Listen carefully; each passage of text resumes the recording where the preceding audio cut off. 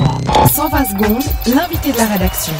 Pendant 15 jours, pas de 120 secondes, émission élection fédérale oblige, mais en attendant notre premier invité qui va arriver vers 8h, on vous propose de revenir aujourd'hui avec une rediffusion de l'époque Zitouni.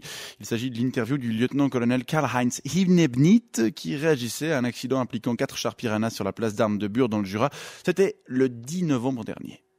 Bonjour, monsieur. Vous êtes le suppléant, je crois, du commandant de la place d'armes à Bure, hein, c'est ça? Oui, le commandant, c'est le colonel E.M.G. Oberhensley. Il vous salue bien depuis son chalet à Surkolm, dans Graubünden. Il est en week-end prolongé. Vous dire qu'il est pas rentré pour gérer cet accident, donc? Non, il a préféré rester à Surkolm. Ce week-end prolongé, c'était prévu depuis plusieurs semaines sur le Picasso par le service de planification de l'adjudant Breitmann. C'est quand même un accident grave qui s'est produit. Oui, mais vous savez, on a l'habitude. Hein? Bon. Vous nous rappelez d'abord ce qui s'est passé, les circonstances de cet accident? Oui, alors les 4 chars Piranha se déplaçaient sur une route de la Waffenplatz Bure. Le premier, il a soudain freiné, alors le deuxième, il est entré dans le premier.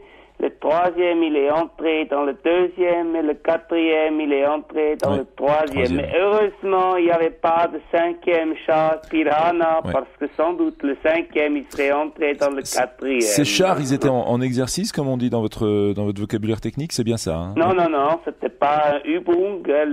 Les hommes, les soldats, ça veut dire, ils se déplaçaient depuis le secteur 4 de la Waffenplatz. De la place d'armes. Voilà, oui. Et ils allaient vers le bâtiment de la cafétéria pour prendre le lunch. Mais qu'est-ce qu'ils étaient allés faire dans le secteur 4? La pause. Pardon?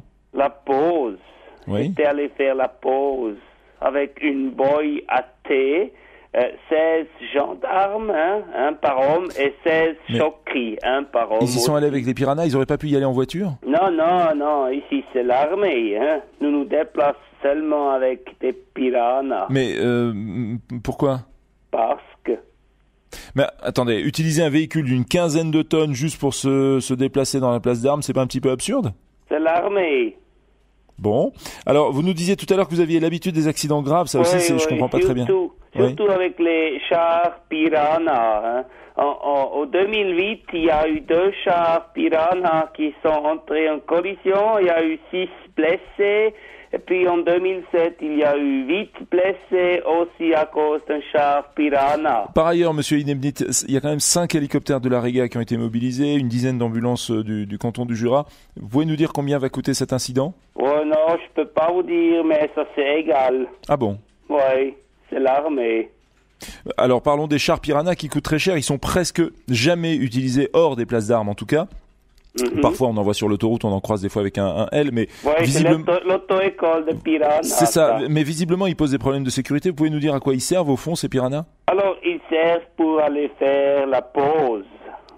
Si par exemple il pleut de l'eau depuis le ciel, vous pouvez vous mettre à l'abri dedans le char Piranha pour manger le chokri ou le gendarme au sec avec le thé. D'accord, mais en cas de... Monsieur Inebnit, en cas de service actif, c'est ce que je voulais dire.